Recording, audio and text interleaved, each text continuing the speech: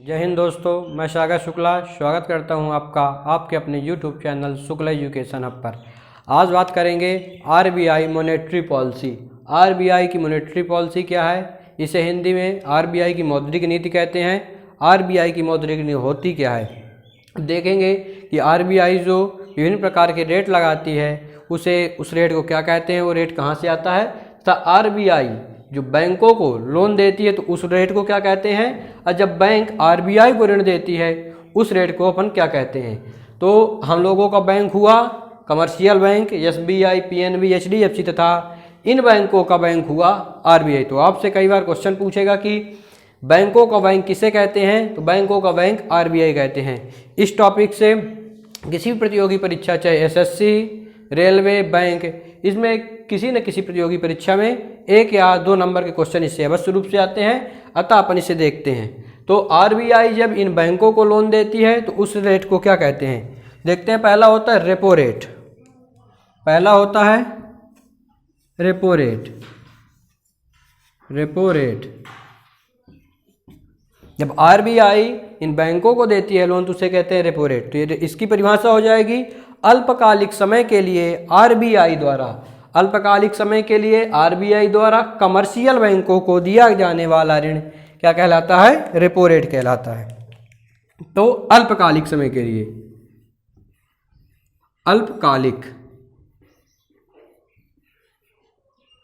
अल्पकालिक समय के लिए RBI द्वारा कमर्शियल बैंकों को दिया जाने वाला ऋण रेपो रेट कहलाता है। यह 2 से 14 दिन के लिए दिया जाता है, 2 से 14 दिन के लिए दिया जाता है, तथा इसकी वर्तमान में दर चल रही 4%।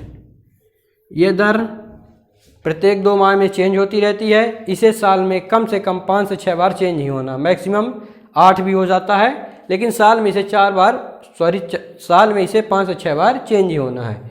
तो अब अगर आप इसमें ज़्यादा ध्यान न देंगे, क्या है कि ये चेंज होता रहता है। अब तो आपको इसकी परिभाषा समझ में आई होगी कि रेपो रेट क्या है।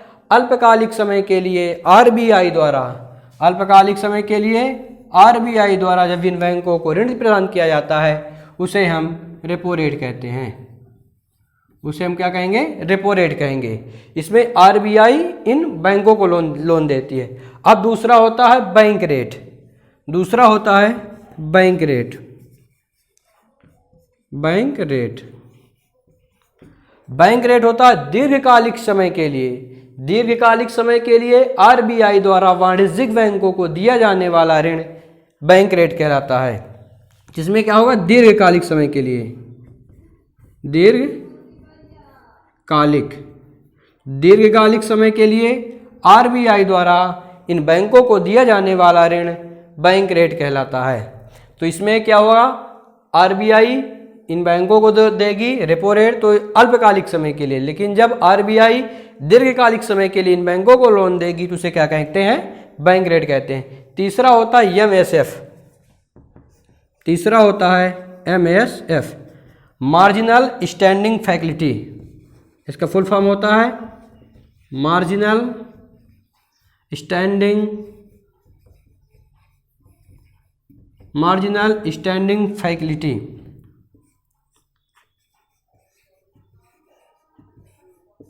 मार्जिनल स्टैंडिंग फैसिलिटी, इसे हिंदी में सीमांत स्थायी सुविधा कहते हैं। इसे हिंदी में सीमांत स्थायी सुविधा कहते हैं, जो वर्तमान में 4.25% चल रहा है। तो यह हमेशा रेपो रेट से क्या होगा, अधिक होगा। रेपो रेट 4%, तो इसे हमेशा ही इससे अधिक होगा। अब इसकी परिभाषा हो जाएगी। तो MSF किसे कहते हैं, तो MSF अति अल्पकालिक समय के लिए RBI द्वारा दिया जाने वाला, बैंकों को दिया जाने वाला ऋण क्या कहलाता है, MSF। इसमें क्या होता है, अति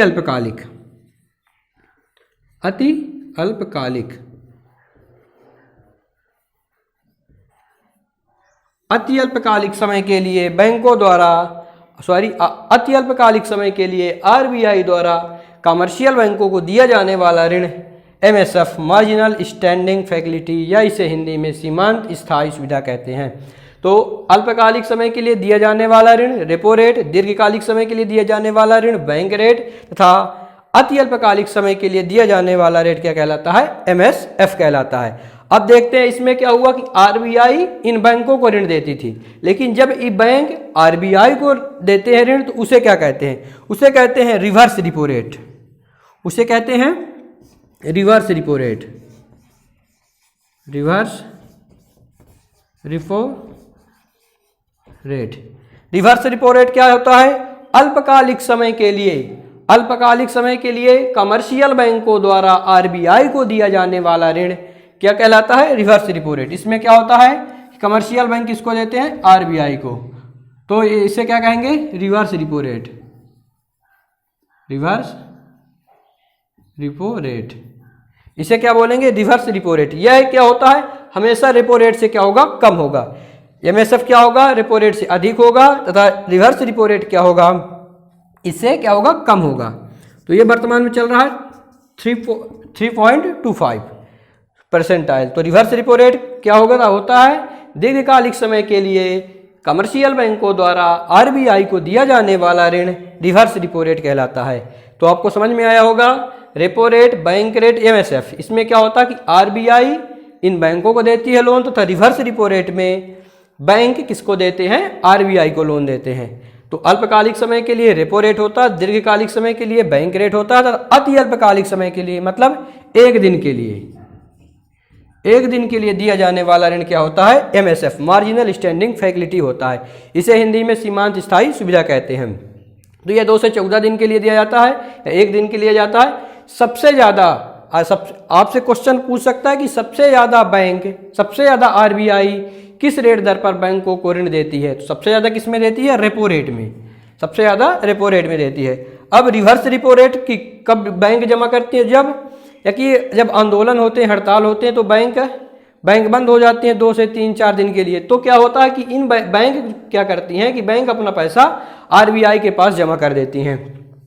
इसमें क्या होता है कि इसमें भी रेपो रेट कौन निर्धारित करेगा? आरबीआई निर्धारित करेगी। बैंक रेट भी आरबीआई निर्धारित करती है, एमएसएफ भी आरबीआई निर्धारित करेगी, तथा रिवर्स रिपो रेट भी कौन निर्धारित करेगा? आरबीआई ही निर्धारित करती है। अब देखते हैं कि रिवर्स रिपो रेट, लेकिन जब बैंक क्या होती है? जनता को देती है। लेकिन जब बैंक क्या होता है? जनता को लोन देता है, तो उसमें कौन सा लोन होता है? उसे कौन सी ब्याज दर कहते हैं? इसमें क्या हुआ कि अभी देख रहे थे कि बैंक ही दे रहे थे, लेकिन अब देखते हैं कि जब कमर्शियल बैंक जनता को लोन देती है तो उसे कौन सा रेट कहते हैं? तो जो ही बैंक होती हैं जनता को किस रेट पर देती हैं? जनता को ये 2 रेट पर देती है। पहला होता है, एक होता है पीएलआर और दूसरा होता है बेस रेट। अब किस रेट पे देगी तो उसे हम अपन समझेंगे कि पीएलआर पर रेट पर किसे देती है तथा बेस रेट पर किनको देती है। समझते हैं पीएलआर क्या होता है। पीएलआर प्राइमरी लैंडिंग रेट, इसका फुल फॉर्म होता है prime landing rate. Prime landing rate इसे हिंदी में क्या कहते हैं? इसे हिंदी में इसकी परिभाषा समझते हैं। इसको बैंक कब उपयोग करती हैं? तो वह ब्याज दर जिस पर बैंक उस ग्राहक को जिसके संबंध में वह बैंक दर एक वह ब्याज दर जिस पर बैंक उस ग्राहक को जिस पर उसे उसके संबंध में जोखिम शून्य होता है उसे हम पीएलआर कहते हैं। इसमें इसकी परिभाषा देखते हैं कि वह ब्याज दर जिस पर बैंक उस ग्राहक को जिसके संबंध में जोखिम शून्य होता है उसे हम जिसके संबंध में जोखिम शून्य होता है को ऋण देती है उसे हम पीएलआर कहते हैं, प्राइमरी लैंडिंग रेट। यह हमेशा क्या होता है? यह हमेशा बेस रेट से अधिक होता है। यह क्या होगा? यह हमेशा बेस रेट से अधिक होगा। अब समझते हैं कि पीएलआर देती किसको है बैंक। जैसे हमारा अकाउंट है एसबीआई में, लेकिन हम बैंक लोन लेने किसके पास गए? पीएनबी पास या एचडीएफसी पास। तो हम परमानेंट ग्राहक किसके हुए? एसबीआई के। लेकिन हम लोन लेने किसके पास गए? पीएनबी या एचडीएफसी। तब हमें यह बैंक पीएनबी तथा एचडीएफसी पीएलआर रेट पर देंगी। पीएलआर रेट क्या होगा? हमेशा बेस रेट से अधिक होता है। अब आगे बेस रेट समझ लेते हैं, फिर इसको दोनों को रिलेट करके बता देंगे। अब बेस रेट क्या होता है? बेस रेट क्या होगा हम कि इसे हिंदी में बेस रेट को कहते हैं आधार दर प्रणाली। इसे हिंदी में बोलते हैं आधार दर प्रणाली। इसे हिंदी में बोलते हैं आधार दर प्रणाली। अब इसकी परिभाषा समझते हैं। वह ब्याज दर जिसमें बैंक अपने पुराने ग्राहकों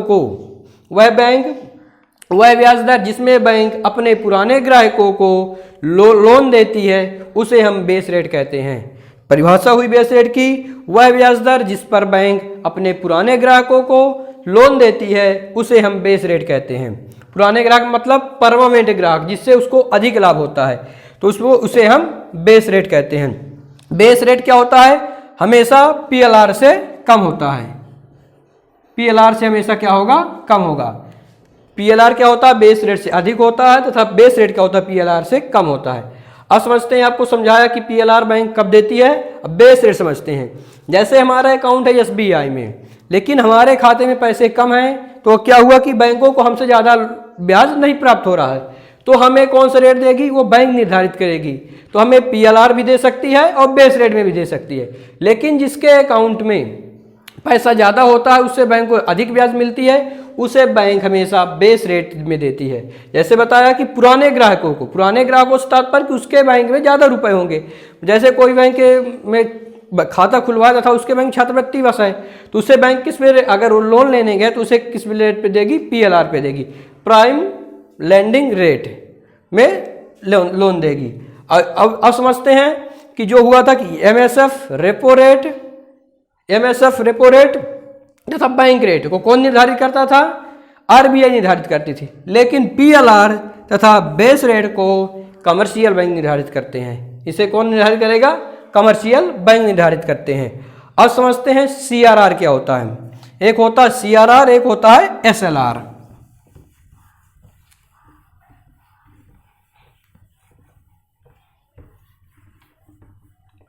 एक होता है सीआरआर, दूसरा होता है एसएलआर।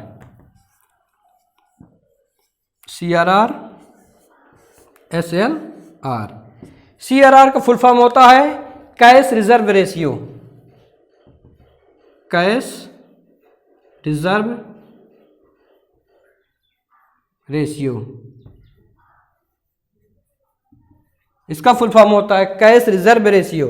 तो इसकी परिभाषा क्या होगी? किसी वाणिज्यिक बैंक में कुल जमा राशि का वह भाग जिसे रिजर्व बैंक के पास अनिवार्य रूप से रखना पड़ता है या कि अनिवार्य रूप से देना पड़ता है, उसे सीआरआर कहते हैं। परिभाषा रिपीट करते हैं, इसकी क्या होगी कि किसी वाणिज्यिक बैंक में कुल जमा राशि का वह भाग जिसे बैंक को आरबीआई के पास अनिवार्य रूप से जमा करना पड़ता है, उसे सीआरआर कहते हैं। उसे क्या कहते हैं? सीआरआर। जो वर्तमान में 3% चल रहा है, जो वर्तमान में 3% चल रहा है, इसे हिंदी में क्या कहते हैं? नगद कोष अनुपात भी कहते हैं। इसे हिंदी में नगद कोष अनुपात कहते हैं। इसकी सीआरआर की परिभाषा हुई कि किसी वाणिज्यिक बैंक में जमा कुल राशि का जो बैंक आरबीआई को देना पड़ता है रेट, उसे क्या कहते हैं? सीआरआर कहते हैं। जो अनिवार्य रूप से देना पड़ता है, उसे क्या कहते हैं? सीआरआर कहते हैं। अब समझते हैं एसएलआर क्या होता है। एसएलआर का फुल फॉर्म होता है स्टैट्यूटरी लिक्विडिटी। इसका फुल फॉर्म होता है स्टैट्यूटरी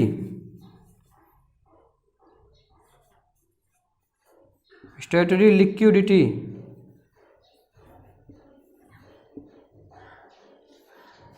स्टैट्यूटरी लिक्विडिटी रेशियो। इसे हिंदी में क्या बोलते हैं? वैधानिक तरलता अनुपात। इसे हिंदी में वैधानिक तरलता अनुपात बोलते हैं। अब इसको समझते हैं कि एसएलआर क्या होता है। इसका फुल फॉर्म हुआ स्टैट्यूटरी लिक्विडिटी रेशियो। किसी वाणिज्यिक bank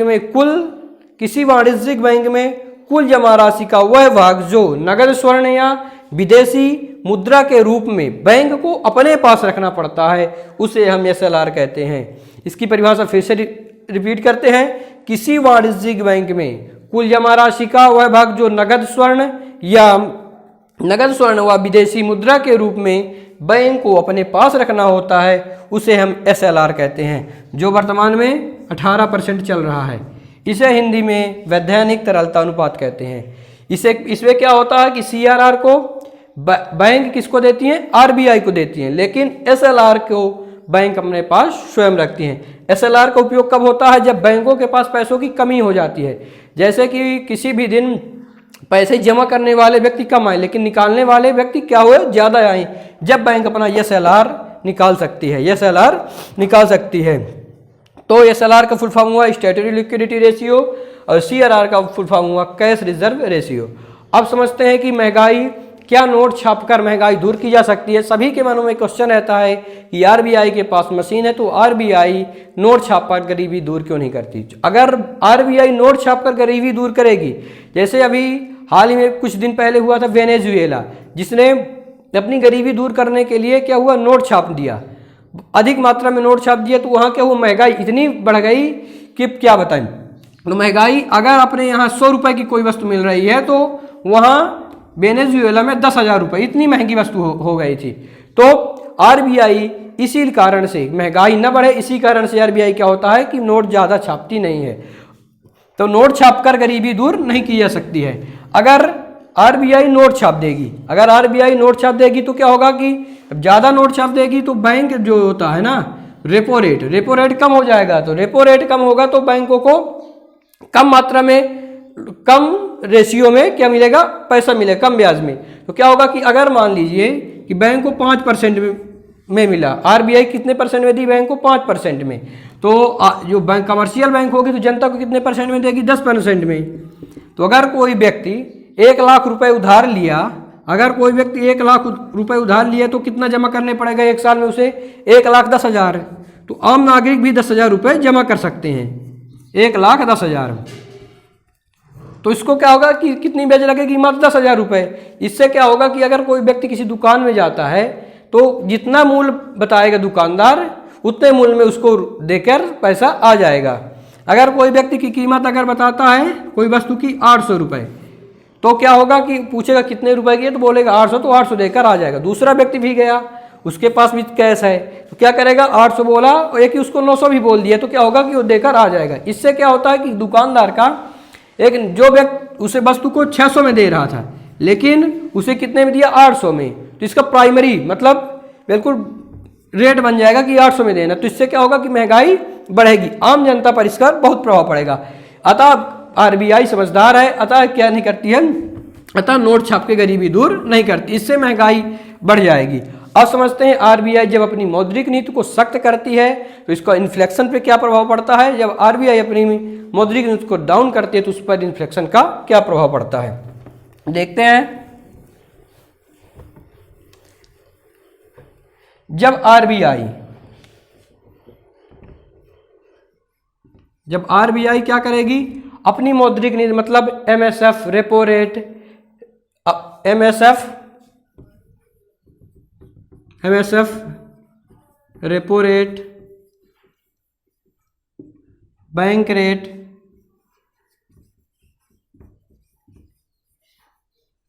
MSF repo rate, bank rate, CRR या SLR, इनकी ब्याज दरों को क्या करेगा? इंक्रीज करेगा। ब्याज अगर इंक्रीज किया, अगर ब्याज इंक्रीज किया तो क्या होगा? लोन। जब ब्याज दर में इंक्रीज किया तो लोन आदमी व्यक्ति क्या करेगा? लोन कम लेगा। तो यहां लोन में कमी हो जाए, इसे हिंदी में बोलते हैं साख, इसे हिंदी में बोलते हैं साख। तो ब्याज बढ़ाएगा तो क्या होगा? आदमी लोन कम लेगा। तो लोन कम लेगा तो क्या होगा? कैश, व्यक्ति के पास कैश, तरलता की क्या आएगी? कमी आएगी। जब ब्याज बढ़ाएगा तो लोन में कमी आएगी और तरलता में कमी आएगी। जब तरलता में कमी आएगी तो क्या होगा? जब व्यक्ति के पास पैसे न रहेंगे तो क्या करेगा? मांग, वस्तु की मांग क्या होगी? मांग भी क्या होगी? डाउन होगी। डिमांड भी क्या होगी? डिमांड भी कम होगी। जब डिमांड कम होगी तो दुकानदार क्या करेगा? दुकानदार की वस्तु न बिकेगी तो क्या करेगा? अपने वस्तुओं का मूल्य क्या करेगा? डाउन करेगा। तो क्या होगा? मूल्य मतलब प्राइस, प्राइस करेगा क्या, प्राइस मतलब मूल्य, मूल्य क्या करेगा, डाउन करेगा। जब मूल्य डाउन करेगा तो इन्फ्लेक्शन क्या होगा, ऑटोमेटिक कम हो जाएगा। इन्फ्लेक्शन मतलब महंगाई, इन्फ्लेक्शन क्या होगा, कम होगा। जब ब्याज दर में आरबीआई वृद्धि की तो साख लोन में क्या हुआ, कमी, व्यक्ति लोन कम लेने लगे। जब लोन कम लिया तो व्यक्ति के पास तरलता की कमी हुई, कैश की, तथा जब डिमांड, जब तरलता की कमी हुई तो क्या हुआ, व्यक्ति वस्तु की मांग कम करने लगे। जब मांग कम हुई तो क्या हुआ, दुकानदार उसका मूल्य कम कर देंगे। जब मूल्य कम कर देंगे तो इन्फ्लेक्शन में ऑटोमेटिक कमी आ जाएगी। अब जब देखते हैं जब ब्याज, जब ब्याज जो होती है जब डाउन होती है, तो ब्याज जब डाउन करेगा आरबीआई तो क्या होगा, ब्याज डाउन करेगा तो अधिक से अधिक लोग क्या लेंगे, लोन लेंगे। अधिक से अधिक लोग क्या लेंगे, लोन लेंगे। जब अधिक से अधिक लोन लेंगे तो क्या होगा, व्यक्तियों के पास कैश, तरलता, तरलता क्या होगा, जब अधिक से अधिक लोन लेंगे तो व्यक्ति के पास क्या होगा, तरलता आ जाएगी, मतलब कैश अधिक मात्रा में आ जाएगा। जब कैश अधिक होगा तो वस्तुओं की मांग क्या होगी, इंक्रीज होगी। जब डिमांड, तो वस्तु की डिमांड क्या होगी, इंक्रीज हो जाएगी।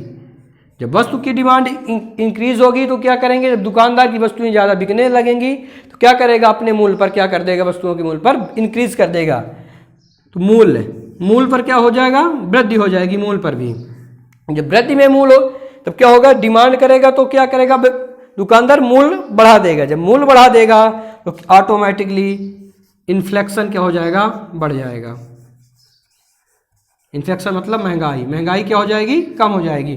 तो महंगाई बढ़ जाएगी। जब क्या होगा, फिर से समझते हैं, जब ब्याज क्या हुआ, आरबीआई ब्याज की दर बढ़ाएगा तो लोन में कमी आएगी। फिर तरलता में, जब लोन में कमी आई तो तरलता मतलब कैश में कमी आएगी।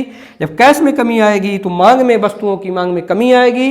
जब वस्तुओं की मांग में कमी आएगी तो वस्तुओं का मूल्य कम हो जाएगा। जब वस्तुओं का मूल्य कम होगा तो इन्फ्लेक्शन मतलब महंगाई ऑटोमेटिकली कम हो जाएगी।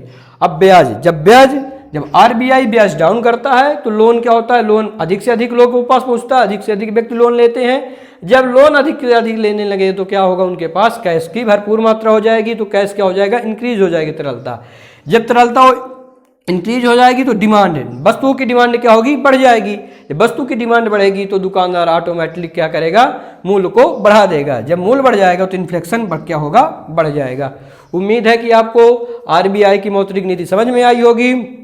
अगर आपको समझ में आई होगी तो प्लीज़ हमारे वीडियो को लाइक, चैनल को सब्सक्राइब, कमेंट, शेयर जरूर करें दोस्तों के साथ, जिससे अधिक से अधिक लोगों तक इसका फायदा पहुंच सके। आज के लिए इतना ही, मिलते हैं नेक्स्ट क्लास में। धन्यवाद, जय हिंद।